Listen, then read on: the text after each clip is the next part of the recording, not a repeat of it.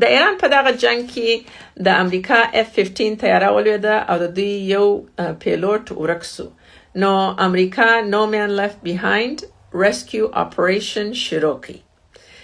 په دغه کې همیشه امریکا یو هلیکاپټر واسي چابک د نفر راواخي بیرته راسي. مګر دا پلا ایران 2 دانې کارگو طیارې چې په هغه کې په 100 ملټري پرسنل ځایږي، یو کوټشان ځایږي، هغه یې واستولې، بلیک هاکس یې واستوله او لس دوی وایي چې نورې طیارې موږ واستولې او ډیپ انټو نورث ایران اصفهان ته استولې دي چې اصفهان هغه ځای دی چې د ایران نیوکلیر فیسیلیټیز ورې دي او د ایران enrich uranium by 60% already.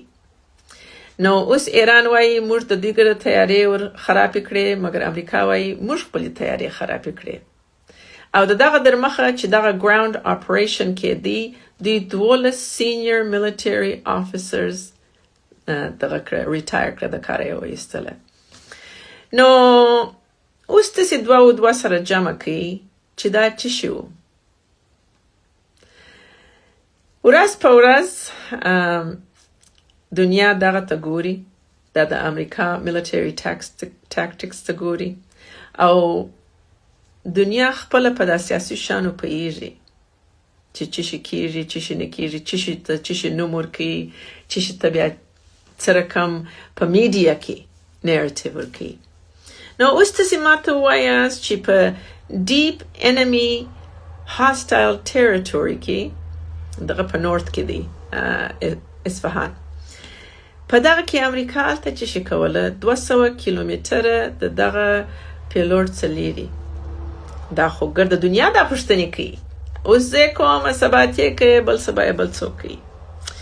نو دنیا وایي موږ د امریکا د بیسټ ملټری ډیفنس سیستم ته ګورو، د امریکا لیډرشپ ته ګورو او ورلد لیډرشپ ته ګورو.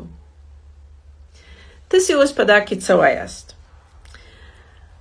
آیا دا ریسکیو اپریشن صحیح وو که دا دنیا په بله سترګه ورته ګوري؟ په دنیا کې اوس ډېرې بدې وختې دي او ایلایز بدلیږي، رقم شان به تاسې واورئ. موږ نه یو خبره چې شي رښتیا دي چې شي نه دي. یو ورځ یو څوک یوه خبره کوي، بل څوک بله خبره کوي، مګر هر شي ته باید تاسې فکر وکړئ. هر شي